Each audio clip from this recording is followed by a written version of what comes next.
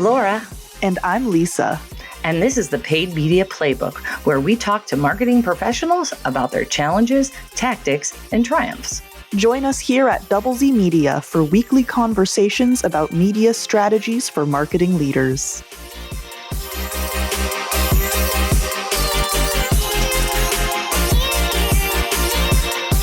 You're looking for a new media buying agency, and maybe you're looking for the whole deal, maybe some creative too, and maybe PR, but we'll just speak from a media standpoint and then add a little bit about creative, and it pretty much all applies. But really, I get tired, I guess, of looking at the RFPs that come out from a lot of government agencies, but just in general, that don't explain really what they're looking for. It's just like, you should know, you're the experts, figure it out. And there's 1,000 different ways to buy media. And when you don't give us your target audience and expect us to put a whole buy together without even being able to ask you any questions, except for in a formal question asking, to me, it defeats the purpose of putting together a plan that's strategic, because you don't have all the information in front of you.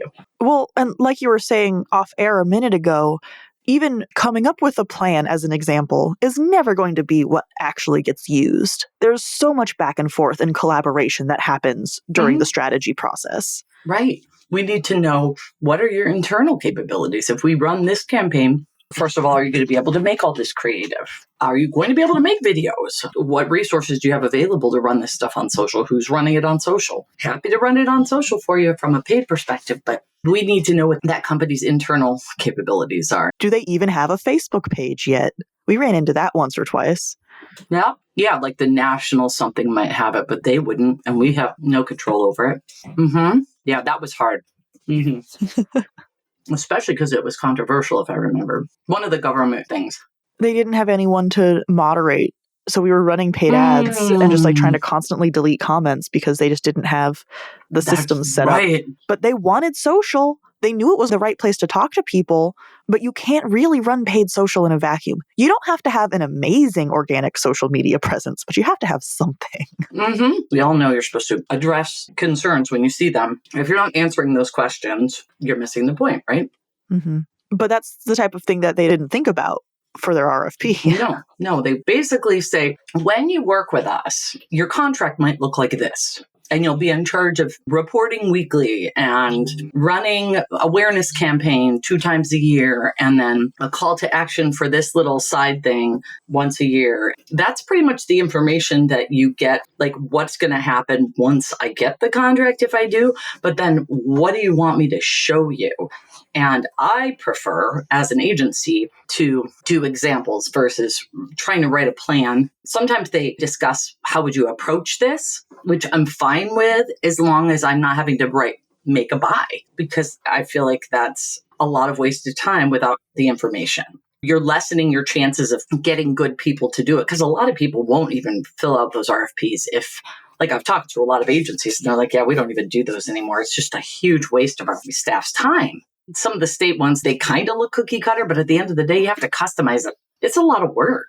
And if you're going to put people through that work, have it be like, I think you're going to get a lot more bang for your buck if you just ask for experience and examples of things that are similar to the scope of work that you're going to have them do once they get the contract, versus having them tell you what you should be doing with your money ahead of time with your annual budget. Especially when we always find out 2 months into the planning process that one person there really likes this one TV station and we have to be on it when they watch it. Right. Exactly. But is your audience there?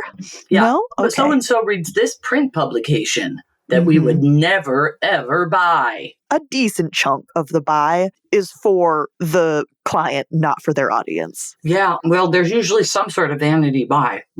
Ego buy, I sometimes call it. I remember years ago I had a client, won't say any names, of course, but car dealer that was targeting young women, spent almost the entire budget on a Mariners package that was like hardcore sports. I think it was a big old radio package.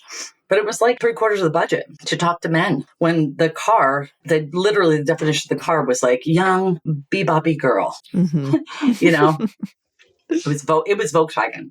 It was Volkswagen Bug. I was like, who are you selling that to? You might be selling it to boomers and you might be selling it, but mostly it's women. It just wasn't a good spend of money, but it's an ego because, you can see your company when you listen to the Mariners or watch the Mariners. Yep. I think you need to go work for a bigger company that's like an insurance company that you can put your poster on the side of the field or something. But anyway, from an RFP perspective. That's why you shouldn't ask for specific channels because they will always end up changing. Yes, exactly. There's just not enough information you could possibly put in an RFP. Even for the agency who gets selected, it was still a waste of time because you don't end up using any of it. Exactly. Let us use the work that we've already done. You want to work with somebody who has some experience in the same type of call to action or awareness campaign. It doesn't have to be the same vertical, but it can be, similar. The same goal, conversion action. Yeah. Yes, exactly. Get those examples and get case studies. Nowadays we can really see a lot of performance metrics. So definitely look for those. How did we improve this? And then how do they work? The approach is nice too. I get that, which is, hey, we're going to sit down first and we're going to talk about your goals and we're going to look at any research that you have already. And we're going to see what you've been doing in the past and what your current workload is internally there. Who are the stakeholders? What are the must-haves that you need to be on this weird print publication, like I said? Okay, well, we've got to make sure we carve out 10% of the budget for that because it's really expensive and dumb. But it's okay. We can place the buy wherever it needs to go, but please tell us that that's where it needs to go. Don't just hint or ask, but why aren't we there 10 times? Because the answer every time will be, because that's not where your audience is. Exactly. And I'm all for, if you want to tell the agency, hey, listen, I got to buy this. My boss that's all he does is watch this or do this. And, so we got to buy this so he gets off my back. That wouldn't be the first time that's happened. And your media buyer's your partner. They're going to do what you need to do. They want to make you happy, but they also want to show results. So as long as we can go on record and say, we all know this was a mandate, that clears my conscience. I would never normally buy this, but I get it. I do get it. And it's not ruining our buy. As long as it's not ruining the buy. Sometimes it's just a pain in the ass. As long as it's not the whole buy.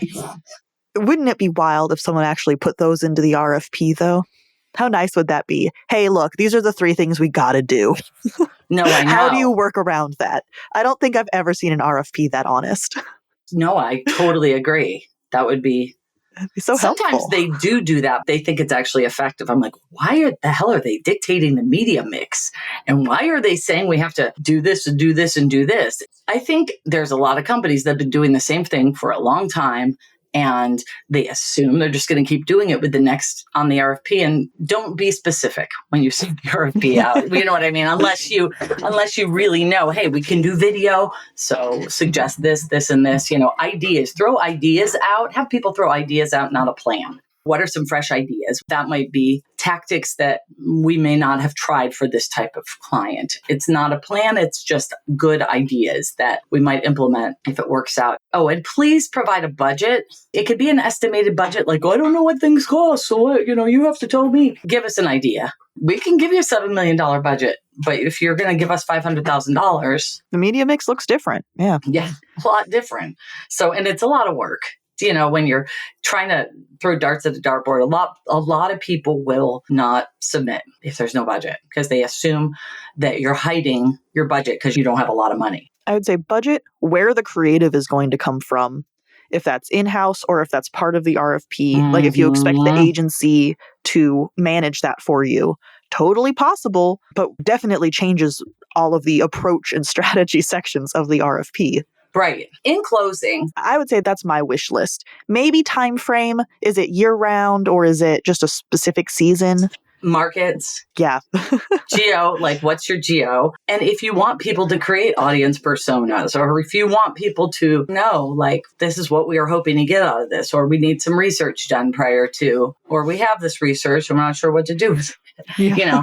Those are the things that we need to make a good strategy. Not a plan, strategy. A strategy. Ideas and show the experience, the examples, the case studies, and the references. You'll get better data that way than you would if you ask for plans. You'll get less RFPs back. They're not going to be accurate because they don't have all the information. Thank you for listening to the Paid Media Playbook. Want more content like this? Sign up for our newsletter at doublezmedia.com/newsletter. You can also find the link in the episode description.